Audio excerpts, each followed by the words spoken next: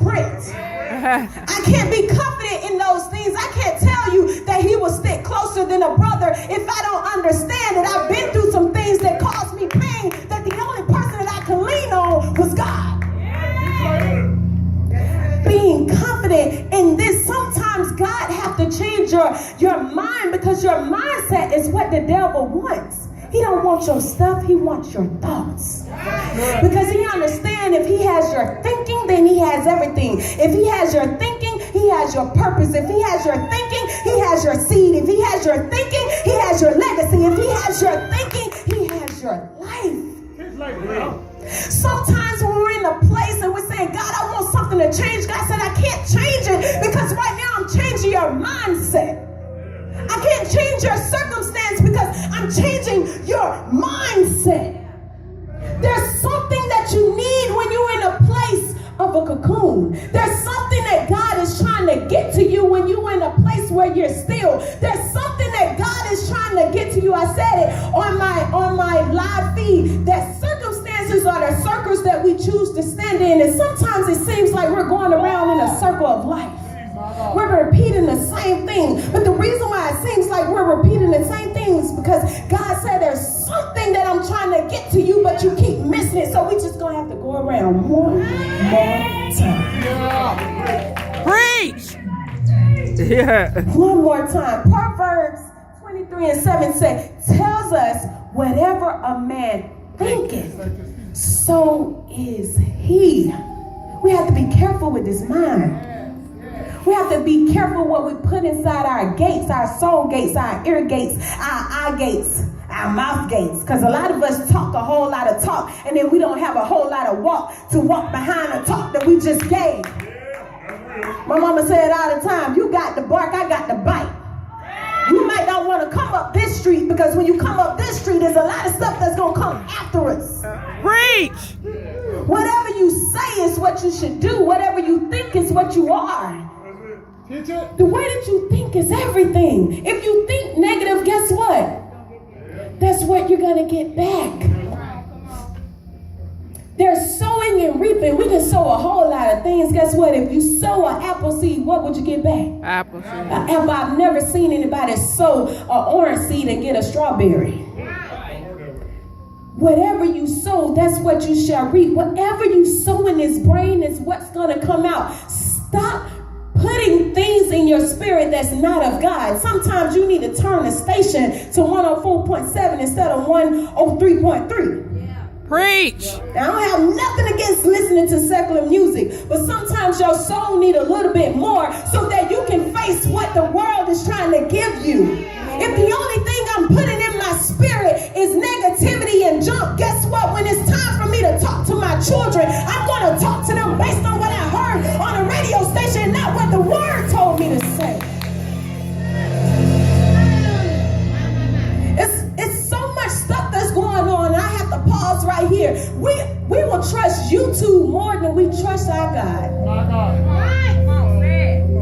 We will trust somebody that's being confident. Do we have confidence in my God?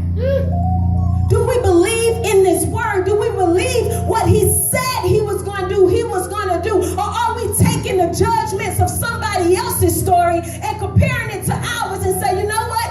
He didn't do it for them, so I guess he can't do it for me. That's good. Or sometimes we'll say, I don't think I'm good enough for him to do it for me like he did it for them. I'm not confident in who God called me to be. I'm not confident in the things that he told me I shall have. Turn to your neighbor and say, I'm confident. I'm confident. You have to be careful of what you let people call you. My God. Yes. Ministers, if you're a minister, your name is Minister Reggie. Absolutely. I told my children that yesterday. I was at the hair salon on yesterday. I was talking to a young girl, and you are the salt and the light of the earth, no matter where you go. Don't be afraid to talk about your Jesus, because guess what? They're going to talk about everything they want to talk about. Amen. So when I'm at the hair salon, and I'm just, they just talking, and the women are just talking, and the subject came up about children and all this other stuff. And she said, you know what? I want to be my child's best friend. I said, Lord, I can't do it. Excuse me? And she's a young girl, nice and pretty, got a 3-year-old. I said, you want to be what? I want to be my child's best friend. I want my child to come and tell me anything that's happening in their life. I said, was your mom your best friend? She said, yeah, and I just had a rough childhood. I said, I wonder why. There is a difference between parenting and being a friend. Lady T.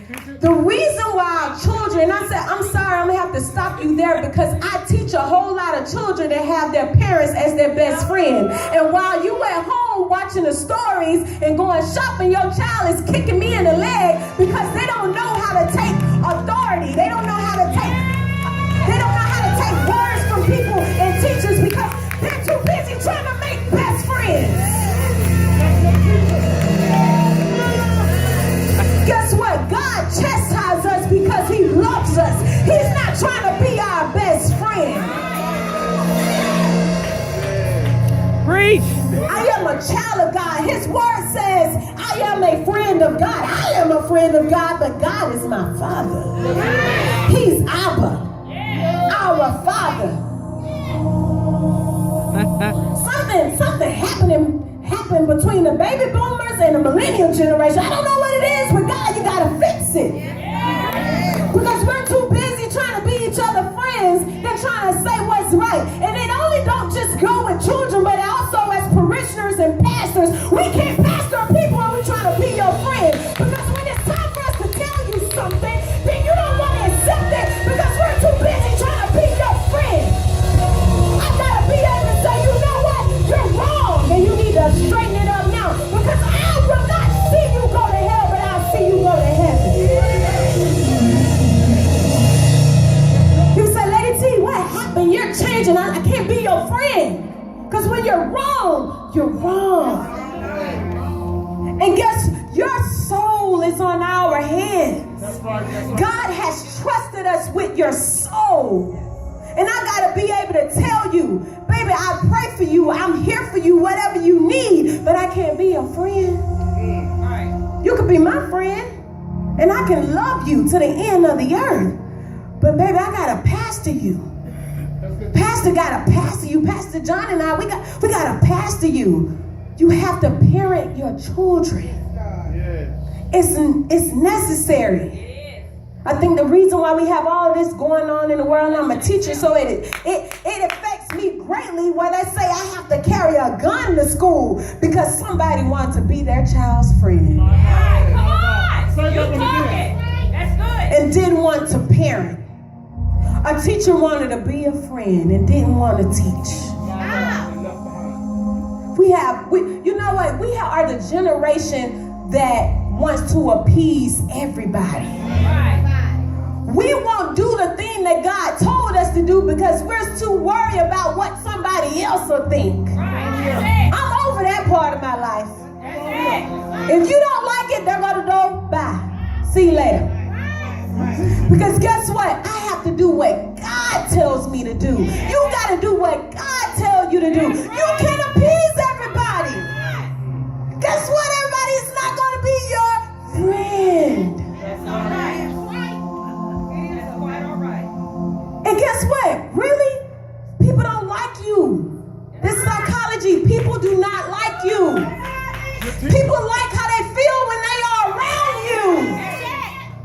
Your teacher? They like how they feel when they are around you. See, everybody loves me. No, they love the way they feel when they are around you. That's the reason why you have to keep positive energy, because when you keep positive energy, you attract positive people. And positive people plus your positive energy equals positive results. Preach. Good teaching, good teaching. I hope y'all getting some on this morning. The second thing is, while you're in the cocoon, God wants to change your heart. Why am I in this waiting period? Why am I here? here, God? Why does it seem like nothing is changing? He said, first I have to change your mind, and now I have to change your heart. All of my married couples make some noise. All my relationships. All of my single people too. Because guess what? The reason why we can't trust another person is because something that the other person did to our heart that we can't trust anymore. We don't want to let go and let God heal the thing that is in us. It says, he who began a good work in who? You. What is work? Remember, the heart is just a muscle, right?